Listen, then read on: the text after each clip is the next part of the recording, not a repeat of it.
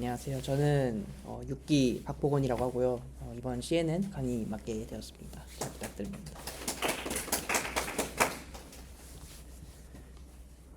일단은 컨텐츠로 보면은 백그라운드랑 뭐 아키텍처 좀 보고 컨볼루션 레이어랑 풀링 레이어 이런 게 있고 뭐 CNN 관련해서 모델들 역사 좀 알아보고 루넷이랑 뭐 여러 가지 실습 자료 준비해 놨습니다. 그래서 컨볼루션이 뭐고 컨볼루션이 저희가 왜 필요한지 이제 내용이 나와 있습니다. 사실 컨볼루션을 좀 이미지 쪽에서 제일 먼저 쓰게 돼서 제일 먼저까지는 아니고 이제 이미지 쪽에 적용을 하게 돼서 좀 CNN이 유명해지게 됐는데, 이미지는 사실상 이제 그 위스랑 헤이트, 그러니까 가로 세로 말고도 이제 색상 값, 그러니까 RGB 값을 채널로 보면은 이제 3차원의 데이터로 볼 수 있습니다. 그래서 이제 뭐 컬럼 같은 경우에는 헤이트로 볼 수 있고 로우 같은 경우에는 위스로 볼 수 있죠. 그래서 보통 저렇게 채널 그리고 헤이트, 위스 형식으로 이제 쉐입이 보통 저렇게 이미지를 읽어오면은 저런 형태로 나오게 됩니다. 이게 보통 이제 인티저로 저장을 하면은 이제 넘파이로 저장을 하면은 0에서 255 사이로 저장을 하게 되는데, 이걸 보통 읽어와서 이제 플로팅 포인트로 0에서 1 사이로 노멀라이즈를 해주고 처리하기도 합니다. 뭐 그거는 모델에 따라서 다르겠죠. 그래서 이거를 이제 아까는 RGB 채널 그 디멘션이 3이었는데 여기서는 RGB 말고 이제 흑백 이미지로 보면은 이제 그 밝기 값 한 개만 채널 값이 한 개 있어서 이제 디멘션이 한 개가 되는 경우가 있습니다. 이건 맞춰서 그냥 데이터 형식대로 진행을 해주면 되고요. 이제 컨볼루션이나 이런 거 CV 쪽에서 이런 거 어떻게 쓰느냐, 보통 이제 이미지 클래시피케이션이나 뭐 오브젝트 디텍션 이런 거에 쓰겠죠. 그래서 뭐 이미지를 넣고 이제 네트워크에 통과시켜서 이게 어떤 이미지에 해당되는, 어떤 카테고리에 해당되는 이제 이미지인지 분류를 하는 태스크가 되겠습니다. 그래서 여기에도 이제 다양한 벤치마크가 있고 또 다양한 데이터 셋들이 있는데, 보통 이제 유명한 걸 몇 개 집어보면은 이제 CFAR이라고 이제 발음 좀 그렇긴 한데 좀 Canadian Institute for Advanced Research에서 여기 어디 기관에서 만든 건가 봐요. 이걸로 이제 이미지 데이터셋으로 10가지 클래스에 대해서 이미지들을 쫙 모아놔서 이제 레이블링을 해놓은 건데, 이걸 보통 이용해서 예전에 뭐 챌린지나 이런 것들을 진행을 했었습니다. 그래서 이제 CNN으로 들어가기 앞서 이제 MLP가 어떤 것인지에 대해서 잠깐 알아보면은, 이제 저희 뉴런 있죠? 그 뇌에 있는 뇌세포처럼 그 생각을 하시면 되는데, 이제 그 뇌세포끼리 다양하게 연결이 된 상태로 이제 저희가 추론을 하고 생각을 하게 되잖아요. 그걸 살짝 모방을 해서 한 개 한 개를 이제 퍼셉트론이라고 부르게 되는데, 여기 인풋으로 들어오는 전류값을 자기의 어떤 스레스홀드를 넣으면은 다음으로 이어져 있는 노드들에다가 이제 아웃풋으로 어떤 전류 신호를 주는 그런 퍼셉트론 한 개를 이제 여러 개로 엮어서 여러 층으로 쌓은 거, 그거를 이제 멀티레이어 퍼셉트론이라고 해서 MLP라고 저희가 부르게 됩니다. 여기에 보통 저희가 부르는 이제 리니어 레이어라고 하고요. 이게 보통 모델의 끝단에 많이 쓰이고요. 이걸 이용해서 보통 클래스를 어떤 클래스에 해당하느냐를 이제 점수화해서 아웃풋으로 내놓게 됩니다. 그래서 이제 아까 말씀드렸던 이미지 클래시피케이션 태스크라는 것을 이제 그러니까 이미지가 어떤 클래스에 해당되는지 나눠주는 태스크를 이제 아까 소개해드린 MLP 모델로 그냥 리니어 레이어만 사용해서 수행을 하려고 하면은, 사실 이 인풋을 아까는 위스헤이트에서 2차원, 그러니까 3차원 데이터였잖아요. 그걸 이렇게 플래튼이라고 한 줄로 쭉 뽑아놓고 이거를 저 웨이트를 곱해서 넘겨야지만 리니어 레이어에 태울 수 있거든요. 그래서 저 플래튼이란 과정을 거치면서 저 그 해당 스레스홀드 값을 넘는지를 보는 이제 액티베이션 펑션 같은 게 있어요. 그걸 이용해서 이제 아웃풋을 내보내는 이제 이런 간단한 나이브한 구조를 떠올릴 수 있을 것 같습니다. 근데 이제 이런 MLP 구조를 사용을 한다고 하면은 이제 단점이라고 볼 수 있는 게 이미지 레솔루션 자체가 이제 좀 점점 가면 갈수록 커지거든요. 뭐 여기 데이터셋에서는 그 CFAR 데이터셋에서는 32 곱하기 32 곱하기 3으로 좀 레솔루션이 굉장히 작은 모습이죠. 하지만 이제 데이터셋이 점점 커지면서 이제 이렇게 위스웨이트가 150으로 늘어나고 뭐 더 늘어난다고 하면은 이제 파라미터 수가 엄청 많아지게 됩니다. 그래서 이거를 또 플래튼을 해가지고 또 웨이트를 곱해주게 되면은 이제 너무 이제 저희가 판단해야 되는 데이터셋 그 디스트리뷰션보다 파라미터 수가 너무 많아지게 돼서 좀 오버피팅 될 수 있는 그런 단점이 있습니다. 그래서 아까 여기 보여드렸던 것처럼 이제 150 저 곱하기 3으로 넣게 되면은 리니어 레이어를 세웠을 때 이렇게 67,500이라는 말도 안 되는 이제 긴 숫자를 볼 수 있죠. 이게 좀 더 레솔루션이 커지면은 좀 더 커지셔서 이제 학습하기도 힘들고 이제 오버피팅도 쉽게 되는 뭐 그런 단점이 있습니다. 그리고 또 한 가지 단점으로는 이제 아무래도 저희가 2D 구조로 보면은 어느 위치에 어떤 게 있다라는 정보가 사실 이미지에 담겨 있는 건데 그거를 저희가 무시하고 플래튼을 하는 과정에서 이렇게 일자로 그냥 이어져 버려서 그 해당 2D 구조 정보가 깨지게 됩니다. 그래서 해당 정보를 해주려면은 이제 필요한 게 컨볼루션이다. 그래서 나온 게 이제 CNN 이런 게입니다. 이제 컨볼루션은 사실상 이제 아까 말씀드린 이제 2D 구조 정보나 뭐 나중에 나아가서 3차원으로 타임이나 뭐 3D 구조도 공간에 대한 그런 정보들을 이제 유보할 수 있는 용도로 쓸 수 있지만 사실상 이게 맨 처음 나온 거는 이제 사실 수학 쪽에서 컨볼루션이라고 그 필터처럼 어떤 특정 사인파라든지 이런 거를 그러니까 어떤 신호 데이터에서부터 이제 사인파라든지 원하는 형태의 이제 필터를 이용해서 해당 정보 시그널만 뽑아내는 그런 뭐 컨볼루션 방식이 있는데 거기서 좀 차용해서 가져와서 공간 쪽으로 확장을 한 것 같습니다. 그래서 컨볼루션으로 넘어가면은 아까 말씀드렸다시피 이제 컨볼루션 합성곱은 이제 그러니까 수학 쪽에서 함수를 이용해서 이제 커널이라고 저희가 부르는데 이제 필터를 사용해서 특정 정보를 이제 뽑아낼 때 쓰는 뭐 그런 겁니다. 이제 그 해당 필터가 고정돼 있으면은 그거를 위치를 이동시켜 가면서 이제 원하는 정보를 뽑아내는 그런 방식입니다. 그래서 이거를 CNN에 뉴럴 네트워크에 적용을 하면은 이 CNN이 되는 겁니다. 그래서 이제 사실 필터 안에 있는 그 값들은 저희가 맨 처음 돌릴 때는 고정이 돼 있고 이게 뭐 학습을 하게 되면은 뭐 변하긴 하겠지만 한 스텝 내에서는 같은 필터 값을 가지고 저 이미지에 있는 빨간 박스처럼 이렇게 옮겨 다니면서 해당 그 부분에서 그 필터랑 곱해져서 나오는 값을 이제 이용해서 정보를 뽑아내게 됩니다. 이제 용어가 조금씩 헷갈릴 수 있는데 이제 사실 필터랑 커널이랑 뭐 윈도우 뭐 이거는 대충 비슷한 개념이라고 보시면 됩니다. 그래서 인풋으로 이제 저희가 여기 살짝 간단한 CNN 인풋 아웃풋 형태를 보게 되면은 이제 인풋으로 저렇게 RGB 값을 갖게 되는 채널 3개를 갖는 이제 이미지를 넣게 되면은 이제 컨볼루션을 돌렸을 때 저렇게 점점 위스웨이트는 좀 작아지고 채널 쪽으로는 좀 늘어나게 되는 뭐 그런 형태로 보통 가게 됩니다. 그래서 좀 더 자세히 살펴보면은 이제 이건 예시인데 저희가 커널이 그러니까 필터라고 했죠. 저 0, 1, 2, 3이라고 커널을 대충 설정을 해두고 저기 원본 그러니까 사진 데이터라고 가정을 하고 보면은 인풋에 저렇게 커널에 해당되는 값을 이제 옮겨 다니면서 차례대로 곱해주면은 저런 값이 나오게 됩니다. 이거 한번 직접 해보실까요? 제 설명이 좀 부족하실 수 있는데 이제 이 커널을 가지고 이제 여기 부분에 색깔 칠해진 부분에 먼저 곱해진 게 여기 위치로 오게 되는 그림인데 이거를 이제 이렇게 움직이면서 다 모든 부분에 이렇게 곱해줘서 더한 거를 이제 여기다가 아까 숫자를 매핑을 해주는 내용입니다. 사실 컨볼루션이 이거밖에 없어서 뭐 그렇게 어려운 부분은 아니라고 생각합니다. 그래서 뭐 필터를 이런 식으로 두면은 뭐 곱해 보시면은 사실 0 있는 부분들은 이제 안 곱해도 되고 안 더해도 되고 1 있는 부분들만 사실 더하면은 아웃풋이 나오겠죠. 그래서 뭐 머릿속으로 대충 해보시면 이제 이런 식으로 나옵니다.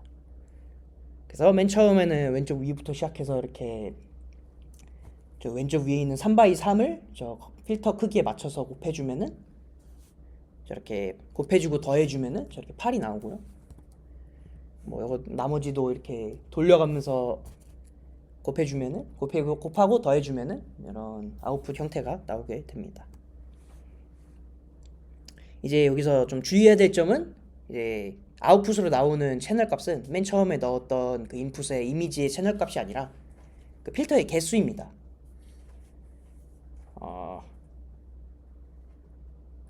사실 이 필터를 만들 때 애초에 처음 인풋으로 들어오는 그 채널의 그 디멘션 값을 똑같이 맞춰서 그 아까 2D 했던 것처럼 여기는 사실 원 디멘션이잖아요. 채널을 보면 이거를 3D라고 본다면은 3디멘션이라고 본다면은 이거 숫자가 뒤에 한 레이어가 3개가 있을 텐데 이거에 맞춰 가지고 필터도 3개 레이어로 만들어 가지고 해야 합니다. 그래서 여기 필터 값, 채널 값 보시면은 저기 인풋이 3으로 RGB 3이죠. 똑같이 필터도 3으로 해야 됩니다. 뭐 나중 레이어로 가면은 이게 채널이 더 깊어질 텐데 길어질 텐데 그 값도 똑같이 이제 인풋으로 넣을 때는 필터 값이 저게 같아야 합니다. 그리고 이 필터를 이제 여러 개를 둬가지고 한 필터마다 한 개의 그 아웃풋의 채널 한 개에 해당되는 값이 나오게 됩니다. 그래서 아까 말씀드렸다시피 이제 인풋에 이제 필터를 해당 위치에 곱해서 더하게 되면은 한 개의 스칼라 값이 나오잖아요. 그래서 저 한 개의 값을 이제 아웃풋에 있는 한 칸에 이제 대응되게 되는 겁니다. 그래서 이거를 슬라이딩 방식으로 인풋에 적용을 하면은 아까 같이 이런 식으로 이제 결과값이 나오게 됩니다.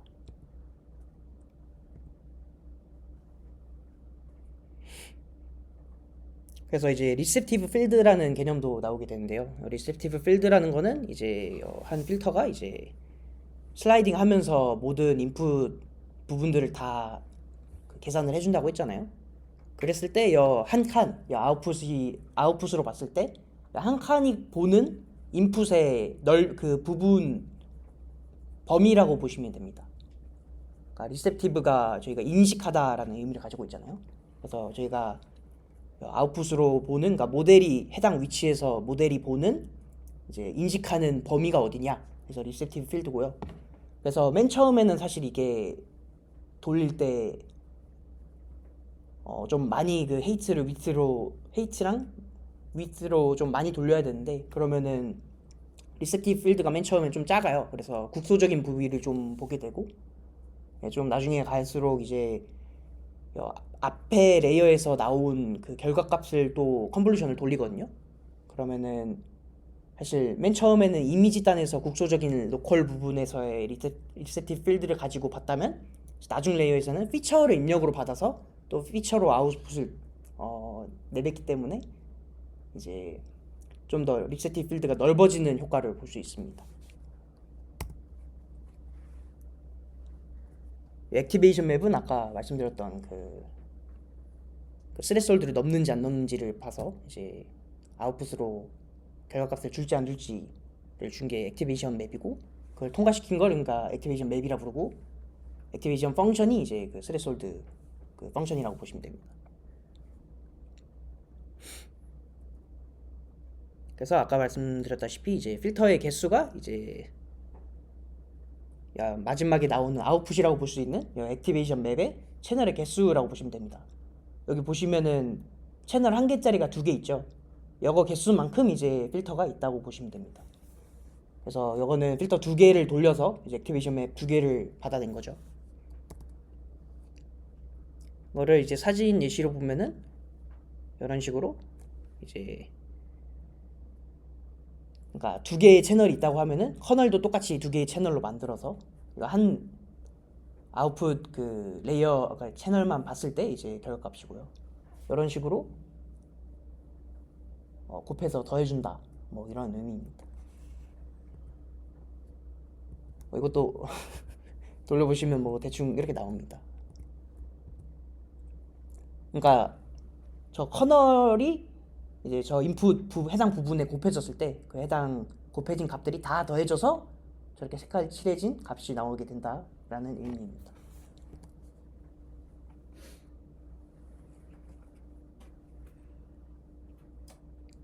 이제 아까 리셉티브 필드에 대해서 이제 설명을 드렸는데, 그러니까 뉴런 액티베이션 맵에서 사용되는 이제 뉴런의 해당 부분, 그러니까 해당 뉴런이 어딜 보고 있느냐를 나타내는 거고, 그거 말고도 이제 피처 맵이라는 게 있는데, 이건 이제 액티베이션 그 펑션 넣기 전에 이제 컨볼루션을 돌리고 난 그 러우한 아웃풋 같은 게 있거든요. 그걸 이제 피처 맵이라고 하는데, 그 피처 맵을 이제 그 액티베이션 펑션을 통과시키면은 이제 액티베이션 맵이 나오게 됩니다. 그래서 아까 말씀드렸다시피 이제 저 로우한 레벨, 그러니까 이미지를 직접 보게 되는 컨볼루션 레이어 같은 경우에는 이제 국소적인 부분만 보게 된다고 했잖아요. 리셉티브 필드가 굉장히 작아서. 그래서 보시면은 그 해당 피처들을, 그러니까 컨볼루션을 돌리고 나온 결과들을 이제 좀 보면은 커널별로 이게 시각화를 한 건데, 맨 처음 그 로우 레벨에서는 좀 그 직선이라든지 뭐 원형이라든지 이런 앵글이라든지 이런 좀 부분적인 특징에 좀 집중하는 모습을 볼 수 있고요. 좀 더 하이 레벨로 뒷단에 있는 레이어로 갈수록 좀 더 하이 레벨한, 좀 더 넓은 영역을 봐서 좀 더 곡선이라든지 아니면은 다양한 물건과 물건 간의 상호작용이라든지 이런 걸 보게 돼서 좀 더 복잡한 형태로 시각화되는 모습을 볼 수 있습니다. 그래서 아까 말씀드렸다시피 이제 인풋으로 사진 같은 게 들어오면은 컨볼루션 레이어를 통과를 시키면은 이제 피처 맵이 나오고, 그래서 액티베이션 펑션을 적용을 하면은 그 해당 스레스홀드를 넘는 값들을 가져오는 이 액티베이션 맵이 된다라고 보시면 되겠습니다.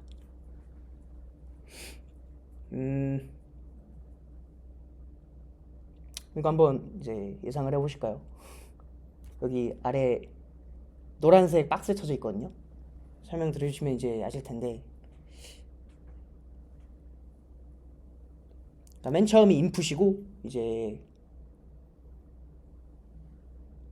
중간께 그 렐루까지 거쳤으니까 렐루가 그거거든요. 렉티파이드 리니어 유닛에서 저게 액티베이션 펑션이라고 보시면 됩니다. 그래서 액티베이션 맵에 해당되는 저 채널 값이 몇인지 이제 예상을 하시면 됩니다. 혹시 아시는 분 계신가요? 맞추시면 제가 뭐라도 커피라도 한 개 사드리겠습니다. 손 드시 손. 저 파란색. 네. 6 맞습니다. 나중에 이름 성함 알려주시면 제가 보내드리겠습니다. 맞습니다. 이게 6이 이제 말씀드렸다시피 저 5x5x3의 필터를 가진 게 6개죠. 그래서 6 채널이 되고, 이건 이제 또 다음 거는 인풋으로 들어오는 게 6 채널이니까 5x5x6을 가지고 이제 그거 10개 필터를 가지고 아웃풋으로 내면은 이렇게 아웃풋이 10개가 됩니다. 사실 이거는 쉐입만 대충 맞춰주면 돼서 뭐 저희가 쉐입을 거의 맞출 일은 거의 없고, 이제 그냥 모듈이 알아서 해줍니다. 뭐 이런 게 있다라만 알아주시면 될 것 같습니다. 그래서 이제 중요한 거는 이제 뒤로 갈수록 윗세이트랑 보면은 줄어들죠? 가로 세로가. 대신 이제 채널이 좀 늘어나는 모습을 볼 수 있습니다. 그래야 좀 더 이제 기존에 있는 정보들을 최대한 손실나지 않게 좀 유지하면서 잘 학습을 할 수 있게 되는 뭐 그런 구조를 갖고 있다고 합니다. 이거에 컨볼루션 레이어에 이제 3가지 요소가 있는데, 이제 아까 봤던 이제 뎁스가 있고, 그러니까 필터 개수가 있죠. 그리고 스트라이드는 이제 걸음걸이인데, 그 커널을 이제 움직일 때 몇 칸씩 움직이느냐 그런 값이고, 패딩은 이제 그렇게 움직이게 되면은 그 각 가장자리에서 사실 필터가 그 인풋 데이터를 넘어가는 경우가 있거든요. 그걸 이제 0으로 채워줘가지고 뭐 그걸 제로 패딩이라고 하는데, 넘어가도 이제 계산이 되게끔 그냥 패딩을 해주는 겁니다. 뭐 이것만 알면은 사실 그냥 모듈 쓰면 되고요. 뎁스는 아까 말씀드렸다시피 이렇게 아, 그 커널 개수로 그냥 정해지고요. 스트라이드는 이렇게 저 빨간색, 초록색이 그러니까 1번, 2번 계산을 할 때 그 커널의 위치인데 빨간색이랑 초록색의 위치를 비교해 보면은 스트라이드가 1일 때는 한 칸씩 움직이고 스트라이드가 2일 때는 두 칸씩 움직이는 모습을 볼 수 있죠. 그래서 위아래로도 이렇게 두 칸씩 움직이고 좌우로도 이제 두 칸씩 움직이게 되는 겁니다.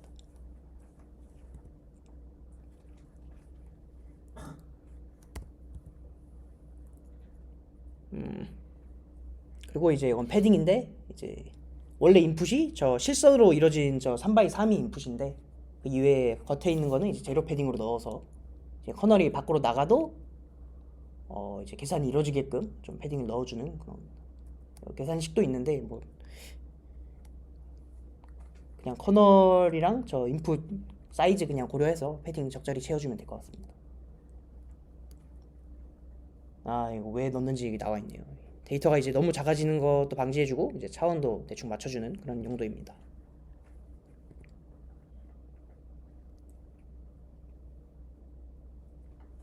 그래서 이제 아웃풋 볼륨이 아까 제가 질문 드렸던 것처럼 이제 커널 개수랑 막 위세이트랑 이런 거 보는 거 있었잖아요. 이제 그거를 이제 실제로 계산을 해보는 겁니다. 이제 인풋 사이즈가 W고 뭐 리스티브 필드랑 뭐 스트라이드랑 패딩이 주어졌을 때 이제 아웃풋이 쉐입이 어떻게 되느냐를 계산하는 게 있는데 이거는 뭐 그냥 컨볼루션 돌려보면은 이제 감이 옵니다. 직접 이렇게 돌려보면은 그 위세이트는 그 컨볼루션이 좌우로 이제 곱해진 값 그 횟수고요. 이제 뎁스는 이제 커널의 개수다만 알고 계셔도 뭐 계산하는데 큰 문제는 없으실 것 같습니다. 뭐 이런 식으로 이제 간단하게 빠르게 할 수 있다는데 이거는 뭐 추론해낼 수 있으니까요. 그래서 이것도 이제 퀴즈가 있습니다. 먼저 맞추시는 분께 이것도 커피 한 개 사드리겠습니다.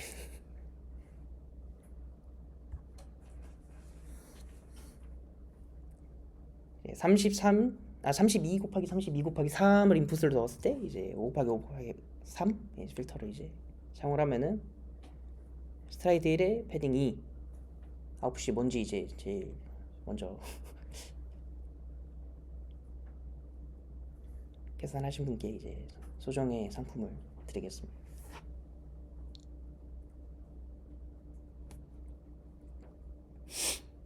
앞에 슬라이드 참고하셔도 됩니다. 그 식이 있거든요.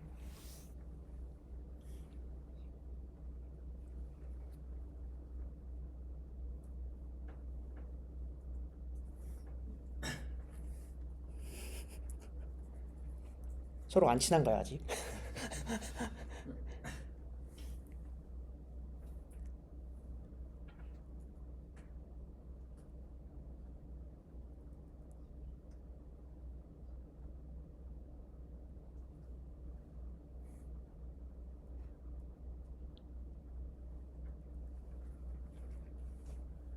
아시는 것 같은데 대답하세요. 아니, 뎁스는 10개니까 10이잖아요. 왜? 위세이트만 알면 되는데 왜? 대답하기 싫은 건가요? 32, 32. 어, 맞을걸요? 아닌가? 맞습니다. 나중에 또 제가 역시 제일 앞에 계신 분들이 이제 대답을 제일 빨리 해주시네요. 아까 이제 말씀드렸다시피 이제 뎁스는 10이죠. 커널 개수가 10개니까요. 그리고 이제 좌우로 이제 좌우 그리고 위아래로 얼마나 이제 슬라이딩을 했느냐 개수만 이제 따져 보면은 저렇게 나옵니다. 그러니까 저 아까 계산식 나왔던 게 이제 좌우로 몇 번 움직이느냐 이거를 그냥 계산하는 식이었고요. 여기 적용을 해주면은 32가 나와서 저렇게 됩니다. 이제 풀링 레이어로 넘어가면은 이제 풀링 레이어는 이제 레이어가 깊어질수록 그러니까 이제 컨볼루션 레이어가 보게 되는 이제 그 영역 맨 처음에 있었던 인풋으로 들어온 이미지의 영역이 좀 넓어지는데 그러니까 리셉티브 필드가 넓어지게 되는데 이러면 이제 파라미터 수도 좀 많아져서 나중에 갈수록 좀 파라미터 수가 많아져서 이거를 좀 줄여주기 위해서, 그러니까 계산량도 좀 줄이고, 그래서 학습도 좀 빠르게 시키고 이제 효율적으로 좀 학습을 시키기 위해서 이제 풀링이라는 걸 적용을 하게 됩니다. 풀링이 뭐냐 하면 이제 사실상 데이터를 압축시키는 거죠. 그러니까 뭐 다양한 방식의 풀링 방식이 있는데, 여기서 사실 이거를 뭐 네트워크나 이런 걸 이용해서 압축을 해도 되지만, 여기서 저희가 특정한 펑션을 가지고 그냥 휴리스틱하게 그냥 필요한 정보만 쏙쏙 빼서 압축시키는 방식으로 이제 빼는 방식이 풀링이라고 보시면 됩니다. 그래서 추가적인 파라미터 없이 컨볼루션 레이어의 민감성을 완화하고 다운 샘플링이랑 피처 익스트랙션을 할 수 있는 방법이다 라고 해서, 뭐 대표적으로 보면은 이제 맥스 풀링을 대부분 하게 됩니다. 민 풀링을 하게 된 경우는 거의 없고, 그러니까 그 최소값을 쓰는 경우는 거의 없고, 뭐 있을 수도 있겠죠, 데이터에 따라서. 보통 이제 가장 큰 활성화 값을 보여주는 값을 이제 끄집어내서 다른 건 무시하는 거죠. 그래서 좀 정보 손실이 조금 일어나더라도 이제 좀 계산량을 좀 줄여서 좀 모델 규모를 줄이는 역할을 할 수 있습니다. 그래서 이제 이것도 풀링이란 것도 이제 커널, 아까 컨볼루션 레이어처럼 똑같이 커널을 돌려가지고 진행을 할 수가 있는데, 저렇게 2x2 커널로 사용을 한다고 했을 때 저렇게 색깔 칠해진 부분이 맥스로 이제 값을 취해서 풀링을 하게 되면은 저렇게 4만 남고, 또 오른쪽으로 한 칸 땡기면 5가 제일 크죠. 그래서 5가 남고 아래로 내려가면 7, 8 이렇게 해서 남게 되는 게 이제 맥스 풀링입니다. 왜냐면 이게 그냥 뽑아내려면은 이제 그냥 전체 맥스 값을 뽑아낼 수는 없으니까 해당 위치 근처에서 이제 가장 큰 활성화 값을 뽑아내는 방식으로 볼 수 있습니다. 말고도 뭐 에버리지 풀링 아니면은 그 미인 풀링에서 이런 방식도 있는데, 이거는 좀 더 이제 작은 데이터 값들도 조금 활용을 해서 이거 다 버리면 아까우니까 좀 압축을 하는 뭐 그런 방식이 있습니다. 뭐 이건 좀 더 이제 프리시션이 높다 보니까 조금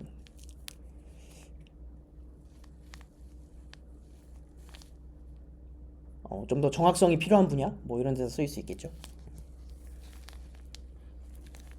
다른 테크닉으로 이제 레이어를 점점 높게 쌓으려면은 이제 배치 노멀라이제이션이랑 드랍아웃이라는 이제 테크닉 같은 게 필요한데, 이제 배치 노멀라이제이션 같은 경우에는 이제 저희가 데이터를 배치로 보통 묶어서 넣어주거든요. 그러니까 배치라는 게 이제 모델에 한 번에 처리할 수 있는 데이터의 양을 이제 배치로 묶어서, 그러니까 묶음씩 넣어서 돌리게끔 묶는 느낌인데, 해당 배치로 들어오는 묶음 기준으로 이제 데이터들이 통과했을 때 중간에 그 데이터의 디스트리뷰션이 좀 달라지거든요. 그럼 이제 학습이 잘 이루어지지 않는 부분이 있어서 그거를 노멀라이제이션 해줘서 이제 좀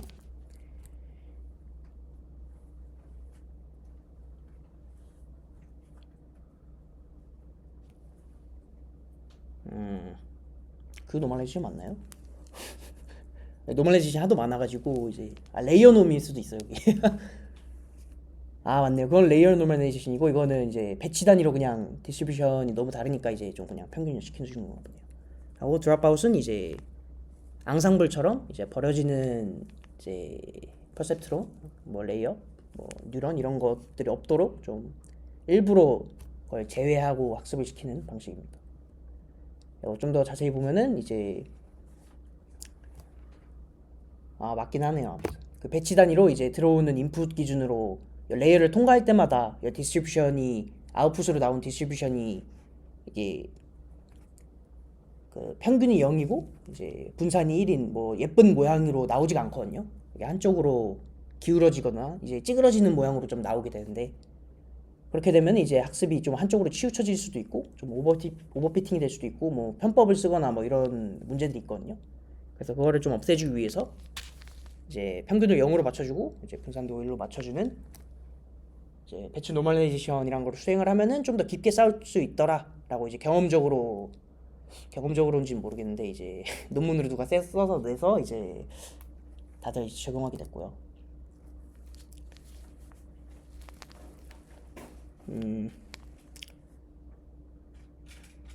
그러니까 아까 말씀드렸던 이 디스트리뷰션이 한쪽으로 치우치거나 찌그러지는 이런 게 이제 뭐 전문적인 용어로 보자면 뭐 인터널 코베리어트 시프트라고 하는데, 이제 인터널은 이제 아니고, 그러니까 모델 내에서 발생하는 시프트죠.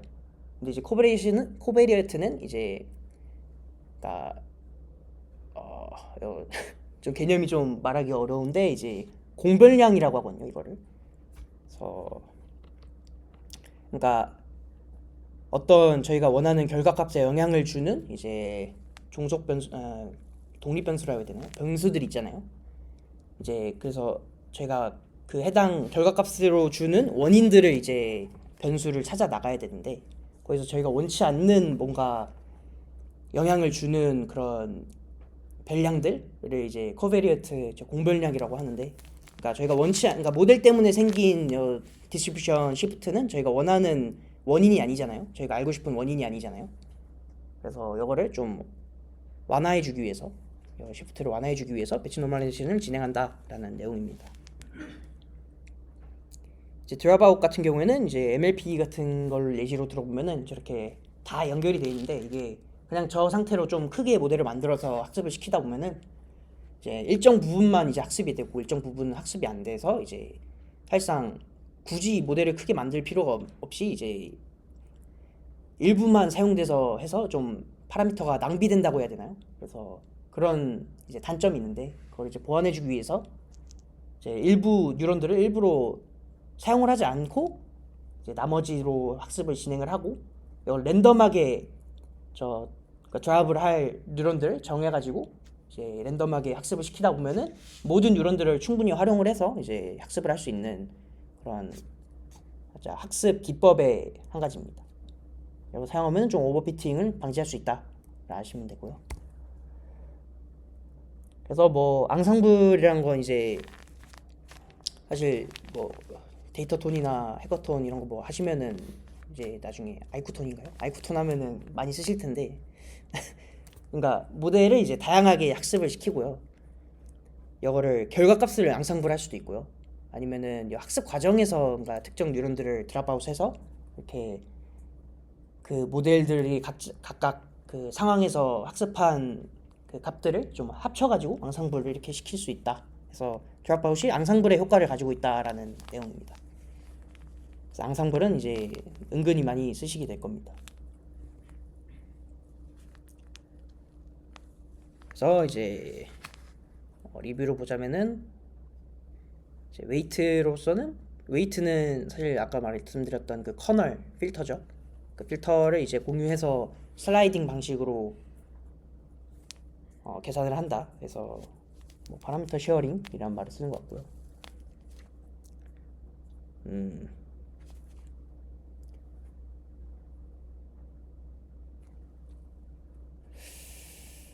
기억이 안 나네요.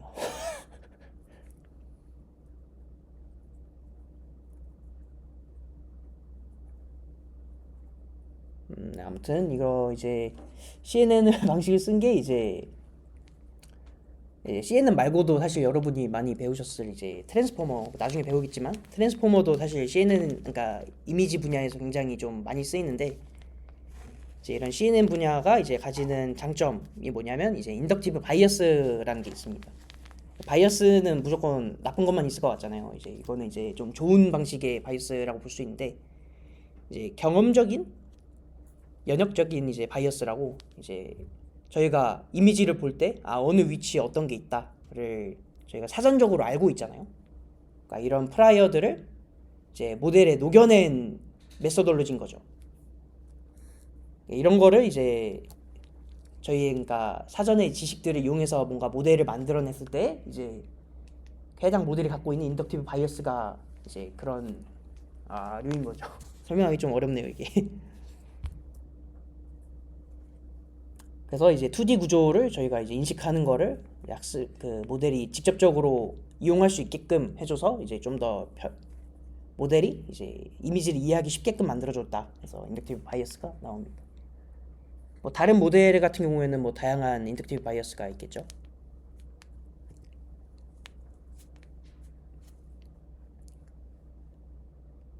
그래서 이제 사실 그냥 리니어 레이어만 태우면은 다양한 태스크에서 모델이 학습을 하기 힘들거든요. 그래서 좀 더 그 해당 태스크에 맞는 그 모델을 만들어주기 위해서 이제 일반화 성능을 높이기 위해서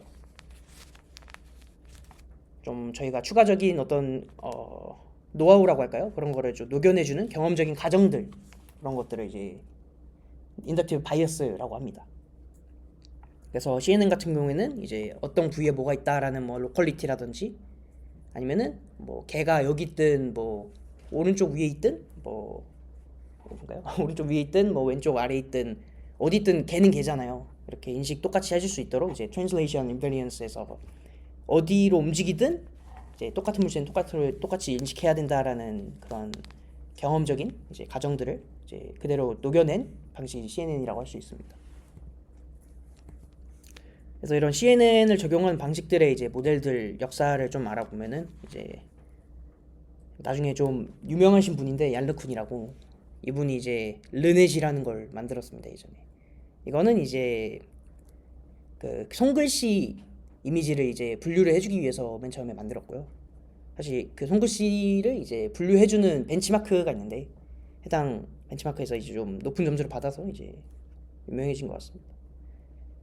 그래서 여기 그림처럼 이제 저 인풋으로 손글씨를 이제 그 흑백 사진이죠. 그걸 받아서 이제 CNN을 태워서 이렇게 좀 좋은 점수를 받았다라고 할 수 있습니다. 컨볼루션을 아마 처음 적용했는지까지는 모르겠는데 아마 이거를 적용을 해서 되게 좋은 점수를 받았다 해서 되게 유명해졌습니다. 레이어는 5개밖에 안 되는데도 생각보다 잘 구별합니다. 하지만 르넷 같은 경우에는 좀 크기가 작거든요. 레이어가 5개밖에 안 돼요 이렇게. 그래서 좀 작아서 이제 실제로 뭐 강아지 사진이라든지 고양이 사진이라든지 이런 좀 더 하이 레졸루션한 데이터라든지 좀 큰 데이터셋에 적용하기에는 좀 무리가 있습니다. 하지만 이제 12년 들어와서는 좀 더 커진 모델로 가능해지게 되었는데 이제 거기 사이에 어떤 어떤 인그리디언트가 추가되었길래 이제 더 깊게 쌓고 더 큰 모델로 이제 더 큰 데이터셋을 인식하게 됐는지 이제 내용이 나옵니다. 이제 아까에는 이제 어떤 뭐였죠? 그 C5이라고 그건 10개 클래스에 대해서 좀 개수가 적었거든요. 클래스마다도 그 이미지 개수가 좀 적고 이건 이제 100만 장이 이상의 데이터로 이제 얘는 1K라고 해서 클래스가 한 1000개 됩니다. 그래서 1000가지 클래스를 다 구별을 하면서 수많은 사진들을 다 학습을 하려면은 좀 오래 걸리기도 하고 모델도 좀 커야 이게 이해를 다 하거든요. 그래서 여기서는 이제 좀 큰 모델들이 좀 많이 좋은 성적을 얻었습니다. 이건 아마 이미지넷 정도는 최근에도 조금 쓰이는 걸로 알고 있습니다. 그래서 여기서 어떤 게 빠졌냐? 예전에는 사실 하드웨어 자체가 그냥 GPU 자체가 너무 약해가지고 큰 모델을 만들어서 학습시키는데도 몇 시간 넘게 막 며칠 걸리고 막 이렇게 엄청 오래 걸려가지고 사실 GPU가 엄청 빨라지고 모델 VRAM 자체가 좀 커진 게 요즘에는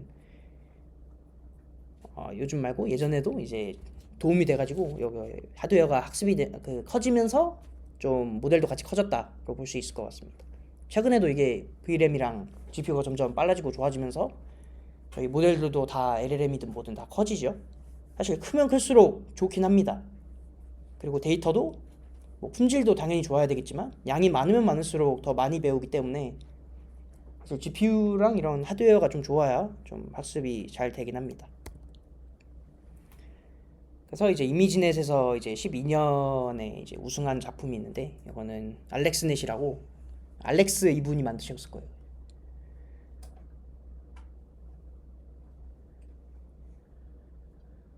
네, 지프리 힌턴 분이 왜 같이 했을 텐데 아마 뭐 아무튼 알렉스라는 분도 아마 있었던 걸로 알고 있어요. 그래서 이제 두 개의 GPU로 이제 나눠 가지고 병렬로 학습하도록 설계를 했고 이제 르넷이랑 다르게 좀 더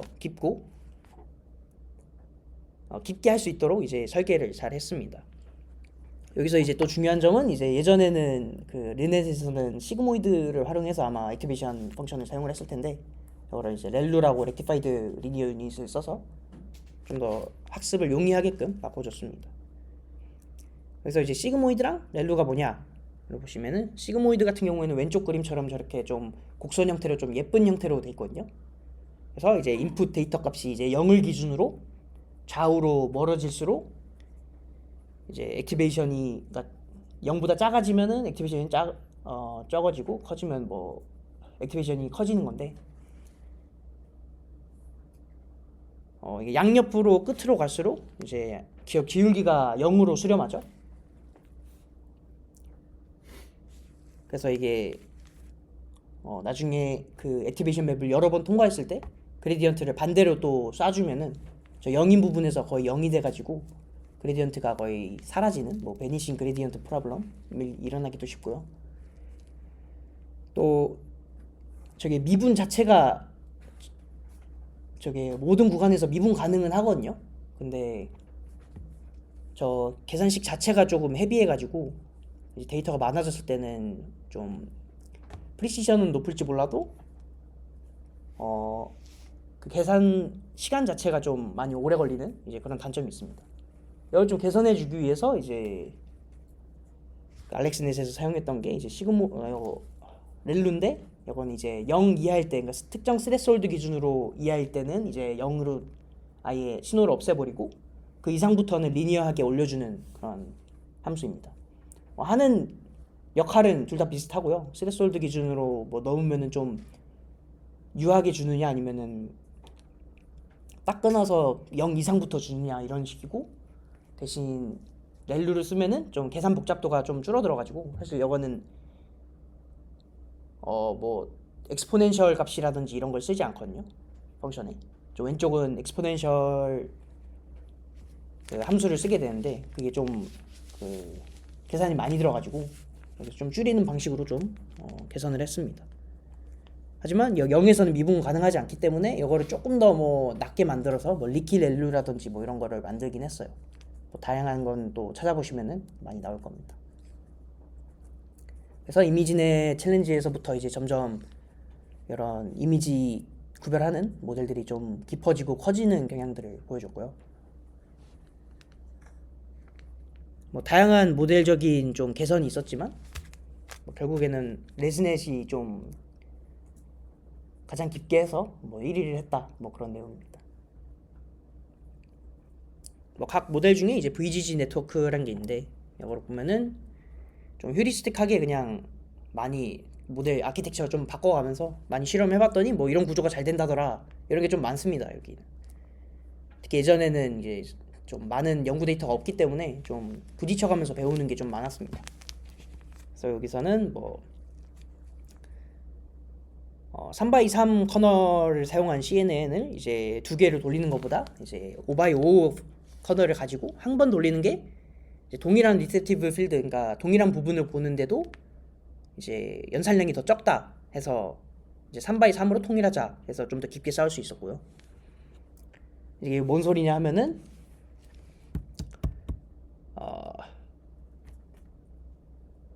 왼쪽에 보시면은 저 값들이 있는데 저기 3x3짜리 커널을 이용해서 이제 그 계산량을 계산을 해보면은 저 플롭스란 게 있는데 플로팅 포인트를 오퍼레이션을 몇 번을 수행을 했느냐를 이제 살짝 저희 O 노테이션 계산하듯이 좀 계산을 한 건데, 저기서 이제 커널 제곱에 헤이트랑 위츠 곱해지고 저기에 3x3 곱해져서 원래는 9c제곱 HW인데 맨 아래 저게 이제 두 번 돌리면은 18이죠. 그래서 18 정도 나오는 플롭을 가지고 있다 라고 보시면은 이제 5x5를 한 번 돌리게 되면은 이제 25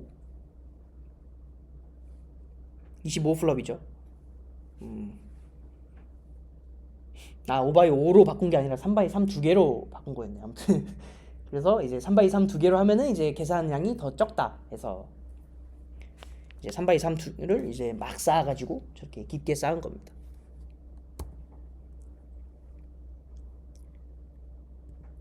그래서 이걸 그림으로 보면은 이게 3x3이 이제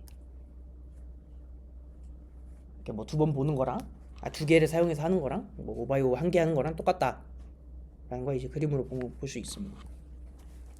하고 뭐 구글넷이란 게 있었는데 이건 이제 사실 3x3이랑 5x5랑 이런 커널들이 보는 그 양 자체가 달라서 리셉티드 필드는 같지만 좀 학습되는 방식이 좀 다를 것이다 해서 이걸 그냥 다 병렬로 그냥 이어버렸어요. 그래서 네트워크 인 네트워크라는 구조를 채용을 해서 이걸 합치는 방식을 사용을 했고요.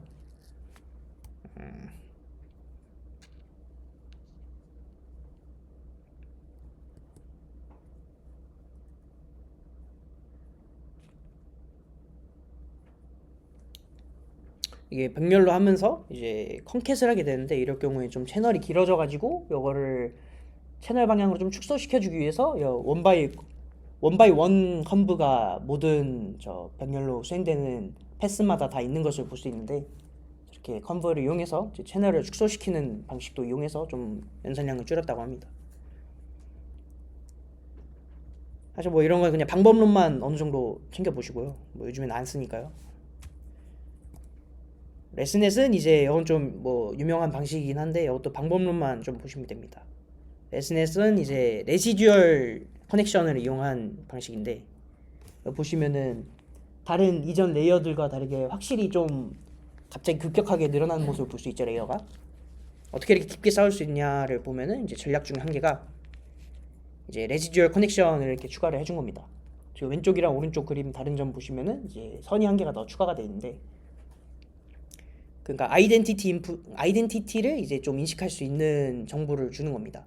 그러니까 인풋으로 들어왔을 때 이제 인풋 그 자체를 그 다음 레이어에도 넘겨줌으로써 이제 이 인풋을 보고 이런 아웃풋을 봤구나, 살짝 이런 거를 같이 좀 보는 느낌도 있고, 또 이거를 그레디언트를 이제 반대로 역으로 흘려보내주면은 이게 그레디언트가 점점 작아지는 문제가 있다고 했잖아요. 이게 레이어가 깊어질수록 그레디언트가 더 빨리 사그라들어서 이게 그레디언트가 0에 수렴해서 이제 앞쪽 레이어들은 아예 학습을 하지 못하는 그런 문제점이 생기는데, 해당 문제점을 해결하기에도 이제 굉장히 좋습니다.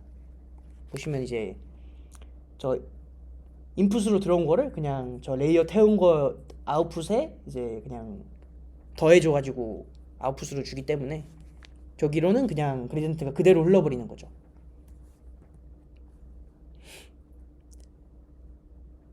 그래서 레스넷 그 블럭을 기준으로 이렇게 여러 개를 쌓을 수 있다. 그래서 두 가지 형태가 있는데, 이제 처음에는 그냥 레시듀얼 커넥션을 한 개 연결한 것도 있고, 뒤에는 이제 뭐 레시듀얼 커넥션에다가 뭐 사이에 뭐 끼겨 넣어서 레이어 한 개 더 추가한 뭐 그런 형태가 있었습니다. 뭐 이것도 사실 뭐 경험적으로 좀 많이 알아낸 부분이 있는 것 같습니다. 하지만 이제 요즘에 보시면 이제 VIT든 뭐든 이제 거의 다 트랜스포머잖아요. 그래서 뭐 CNN은 뭐 필요 없지 않나? 라고 생각할 수도 있는데, CNN도 사실 이제 필요한 분야들이 조금 있긴 합니다.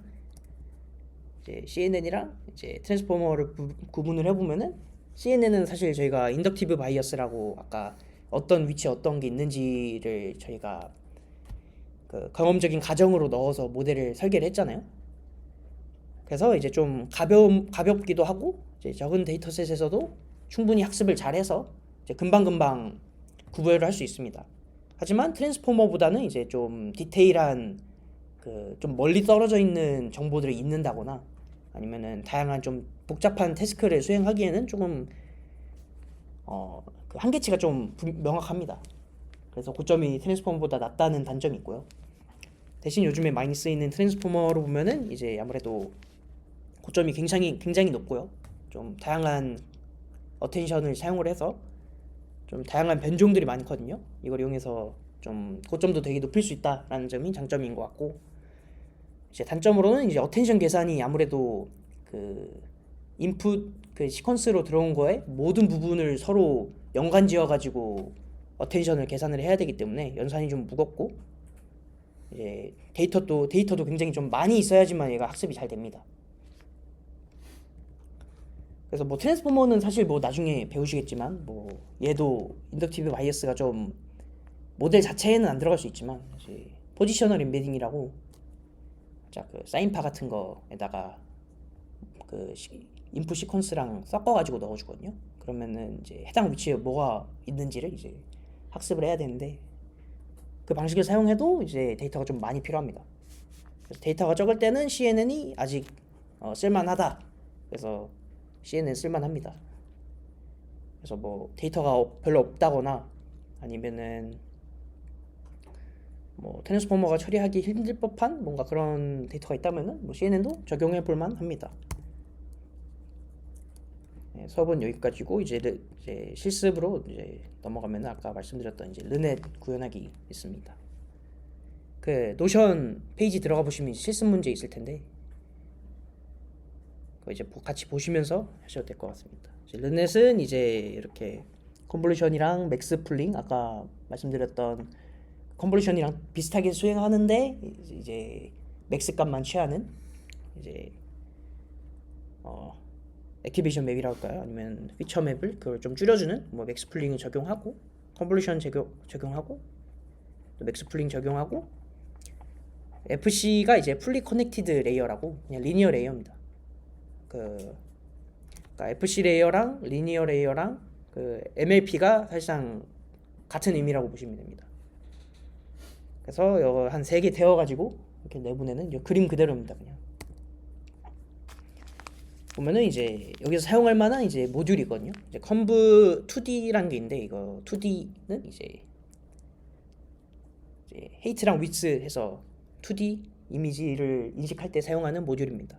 그래서 뭐 인풋 채널, 아웃풋 채널, 커널 사이즈, 스트라이드, 패딩 아까 다 배웠었죠. 이걸 이용해서 이제